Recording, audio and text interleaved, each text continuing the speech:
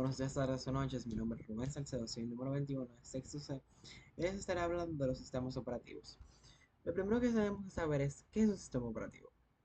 Un sistema operativo o SO es el software esencial en una computadora que gestiona los recursos del hardware y actúa como intermediario entre este y las aplicaciones. Ok, ahora más a detalle. Este es un conjunto de programas del cual es encargado de gestionar, coordinar los recursos del hardware como serían CPU, memoria, almacenamiento y dispositivos de entradas y salidas. Además de que suple una base para las aplicaciones, de cómo estas tienen que ser desarrolladas y de cómo estas se van a entender con las distintas piezas de hardware. Es decir, ese funciona como intermediario entre el hardware y el software, permitiendo que las aplicaciones se ejecuten sin tener que interactuar directamente con el hardware. Es decir, el programa dice, yo necesito que el procesador ejecute tal tarea, pero el procesador no entiende eso. Entonces el sistema operativo convierte lo que el software quiere en en unos comandos que el procesador sí entiende. Entonces el procesador ejecuta la tarea y le devuelve otros comandos para atrás, para otros comandos para detrás al procesador, al sistema operativo, perdón, con los resultados. Entonces esos resultados el sistema operativo lo convierte y se lo devuelve al programa y el programa los muestra. Ok, algunas de sus funciones principales del sistema operativo serían la gestión de la RAM y la administración de la CPU. ¿Por qué estas dos juntas? Porque estas van de la mano con el tema de la ejecución de programas y el buen funcionamiento de este.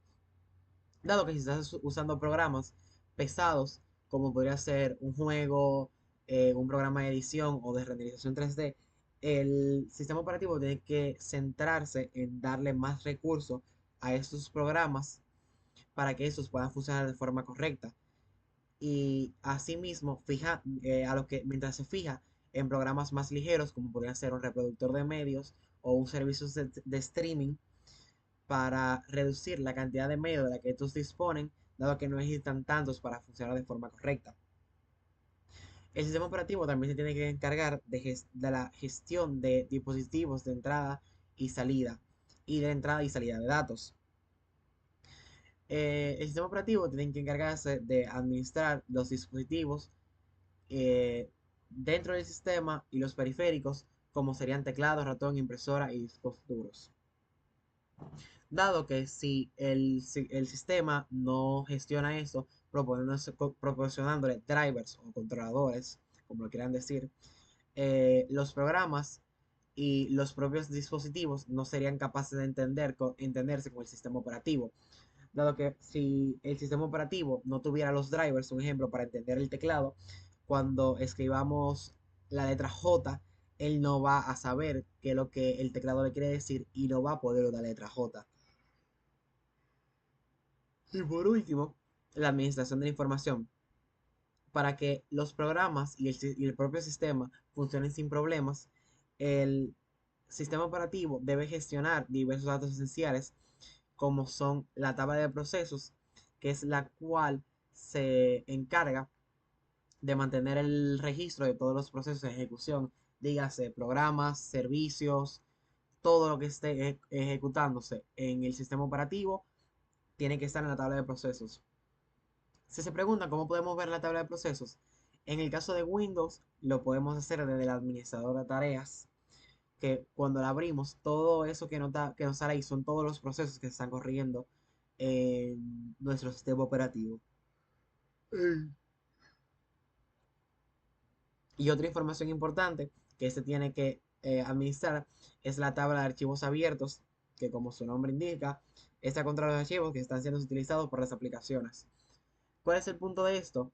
Que no se puedan eliminar ni no se puedan eliminar archivos, ni se pierdan, ni se muevan de sitio cuando no deben, mientras están siendo utilizados. Ok, uno de los sistemas operativos más importantes y más populares es Microsoft Windows. Esas son para mí las 6 versiones más importantes.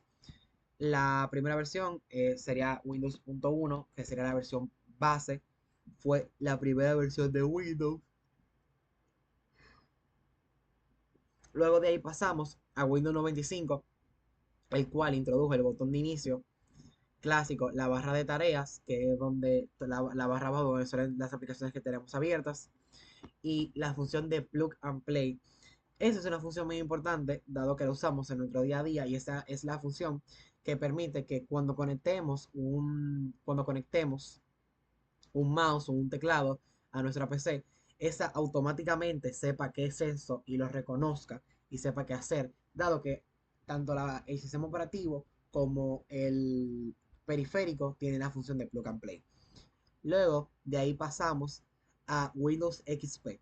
La ventaja que tuvo este sistema operativo es que tuvo un incremento en su estabilidad, tuvo una interfaz gráfica mejorada, además de que añadió el soporte de red y multimedia, incluyendo el primer Windows Media Player que nos permitía reproducir archivos MP3, MP4 y de otros tipos de formatos. Luego de ahí pasamos a Windows 7, el cual es una de las versiones de Windows más populares y más conocidas en general, dado que fue eh, dado que tuvo soporte durante mucho tiempo y fue implementada en muchos sitios de muchas maneras.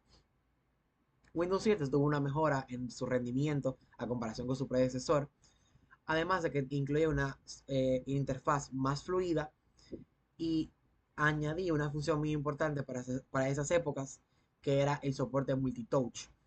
¿A qué se refiere esto? Durante esas épocas se estaba desarrollando mucho las tecnologías de pantallas táctiles en las laptops. Y con la implementación de la tecnología se dieron cuenta que era necesario que se pudieran hacer varias secciones al mismo tiempo. Sin la tecnología multitoque no podríamos ampliar, por ejemplo, como lo hacemos con dos dedos y separándolos o comprimiéndolos para hacer las cosas más pequeñas. Esa sería una ventaja del multitouch. Luego de ahí pasamos a Windows 10, donde retornó el menú de inicio habitual, dado que en Windows 8 y Windows 8.1 este había desaparecido, dado que estos dos habían optado por tener un enfoque más dirigido hacia las pantallas touch y ese tipo de dispositivos. Las actualizaciones importantes que trajo este sistema operativo fue Cortana, la cual es asistente virtual de Windows, y Microsoft Edge, el nuevo navegador de Windows, el cual fue el, el predecesor directo de Internet Explorer. Y ya luego de ahí pasamos a la última versión a la última versión de Windows que tenemos actualmente, que es Windows 11. A nivel de funciones nuevas. A nivel de funciones nuevas nos trajo muchas.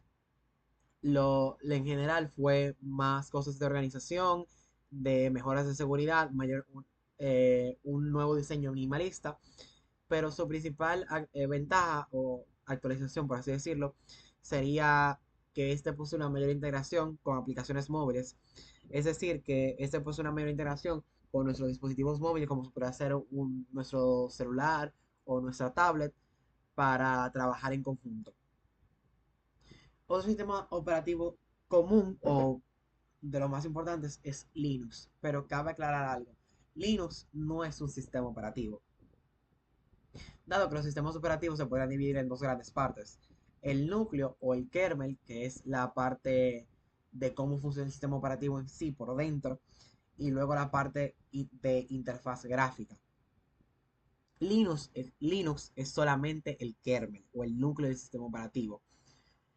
La ventaja que tiene Linux, que a diferencia de Windows, este es un programa, es un sistema open source, es decir, que es de código abierto. Cualquier persona puede tomar un Linux básico y modificarlo a tenerlo como necesite o como desee.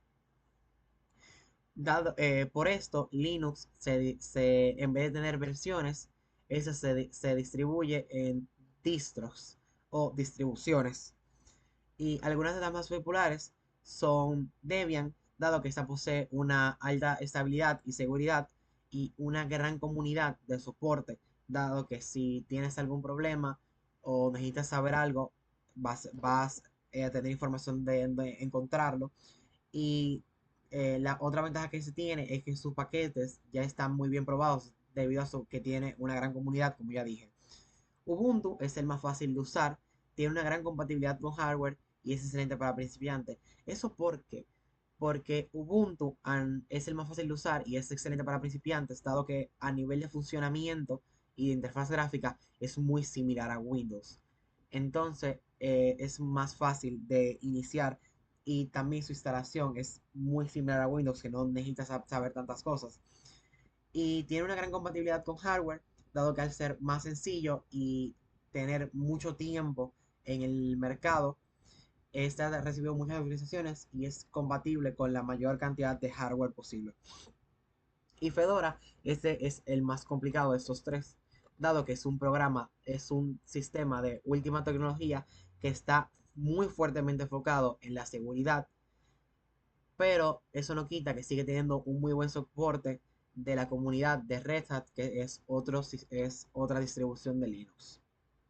Ok, ahora hablaremos de qué son los servidores. Un servidor es un dispositivo que comparte sus recursos con otros equipos llamados clientes. Los servidores son responsables de responder las solicitudes de los clientes, como el acceso a archivos, ejecución de aplicaciones y gestión de datos. Ok, normalmente antes eh, tenías un servidor o varios servidores y de ahí las distintas computadoras o equipos se conectaban en esos servidores. Una ventaja que tenemos en las redes actuales y es que las computadoras, que nuestras laptops, nuestros dispositivos, pueden funcionar tanto como servidor como cliente. Es decir, que si tú necesitas que te compartan recursos o tú necesitas recibir recursos, tu computador va a proceder a funcionar como cliente, pero si eres tú el que está enviando los recursos, vas a funcionar como servidor. Algunos tipos de servidores son los siguientes: los servidores de base de datos. Estos, su función principal es almacenar y gestionar los datos para aplicaciones y sistemas. Estos son, por así decirlo, discos duros en la nube. Esos son el funcionamiento principal de algunos, de, de algunos sistemas y aplicaciones. Pero los especializados en guardar archivos son los servidores de archivos, los cuales se encargan de almacenar y compartir archivos entre usuarios de una red. Vamos a poner un ejemplo. Drive o Google Drive o OneDrive, el de Microsoft, son servidores de archivos. Son servidores en los que tú guardas archivos y los mantienes ahí almacenados y lo puedes ver cuando tú lo necesitas. Los servidores de correo, como su nombre dice, eso se encarga de gestionar el envío y recepción de los correos. Estos son los más sencillos, dados que su funcionamiento es encargarse de que el correo llegue de forma correcta al remitente y que la información no se pierda por el camino. Eso tiene que ser bastante seguro porque en los correos se envía información sensible en muchos casos y esa información no se puede escapar. Y por último, los servidores web. Estos se almacenan y sirven para páginas web a los usuarios. Estos se encargan de almacenar las páginas web y permitir que cuando un usuario busca la URL de esta página, esta se le presente en su dispositivo sin tener que tener la página, todo el código de la página en su dispositivo. Ok, algunas de las ventajas de los servidores son las siguientes: la centralización de los recursos.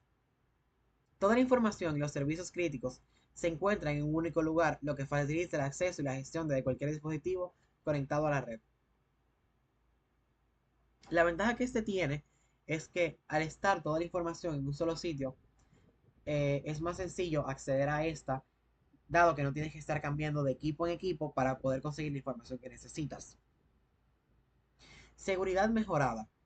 Los servidores permiten aplicar políticas de seguridad centralizadas que son más robustas en comparación con las estaciones de trabajo individuales.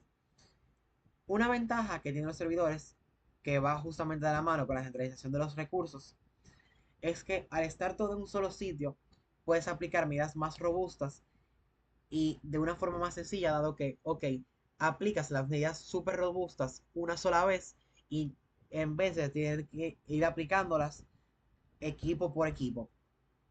La escalabilidad, lo que eso se refiere es que, vamos por ejemplo, tienes una empresa pequeña y necesitas un solo servidor. O, vamos por ejemplo, tienes un rack de servidores y necesitas un solo. Ok, mientras la empresa es pequeña, eso te cumple, pero la empresa creció y ya ese solo servidor no es suficiente. Sin tener que hacer una nueva infraestructura para tener más servidores dentro de ese mismo rack, puede poner otros servidores y así aumentar la capacidad. O vamos por un ejemplo, que tú solamente necesitas tener más almacenamiento para... el servidor te sigue funcionando bien, pero necesitas más almacenamiento. Simplemente vas a donde tienes tu servidor y pones discos duros más grandes. Y ahora tienes más almacenamiento sin tener que tener nuevos servidores.